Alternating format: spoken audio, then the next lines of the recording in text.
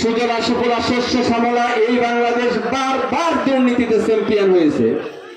যত শাসক দেখেছি আপনারা দেখেন যে সকলের আমলেই দুর্নীতি হয়েছে, সকলের আমলেই দর্শন হয়েছে, সকলের আমলেই চাঁদাবাজি হয়েছে, সবার আমলেই মাদক হয়েছে। মানুষ মুক্তি পায় নাই। মানুষের মুক্তির জন্য একমাত্র হইল কোরআন, ইসলাম, আল্লাহ রাসূল এবং সাহাবীগণ যেটা করে গেছেন যে একজন মুসলমানের সকল ফয়সালা হবে কোরআনের মাধ্যমে।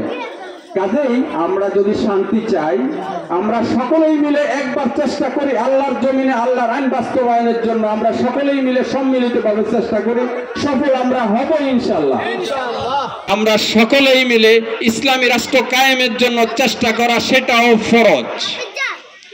আমার এই কথা যদি আপনার ভালো না লাগে, আপনি আবার পার্শ্ববর্তী যে কোনো হুজুর, যে কোনো ইমাম সাহেবের কাছে আপনি বিস্তারিত জানতে পারেন যে আমার পার্শ্ববর্তী ভাই আসছিলেন, তিনি বলে গেছেন যে নামাজ, রোজা, হজ, যাকাত যেমন করে পালন করতে হবে, আল্লাহর জমিনে আল্লাহর আইন বাস্তবায়ন করার জন্য সমানভাবে আমাদেরকে সকলকে চেষ্টা করতে হবে।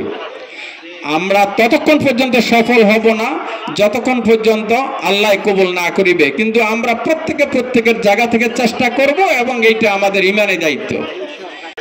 আমরা হযরত মুহাম্মদ সাল্লাল্লাহু আলাইহি সাল্লামকে ভালোবাসি। আমরা যদি ওনার জীবন আচরণ দেখি তাহলে আমরা কি দেখতে পাই? উনি এই ইসলামী রাষ্ট্র কায়েম করার জন্য উনি কি করছেন? উনি মক্কা থেকে মদিনা হিজরত করা, দন্ত মোবারক শহীদ হওয়া, কত সাহাবী শাহাদাত বরণ করছেন এই ইসলামী রাষ্ট্র কায়েম করার জন্য।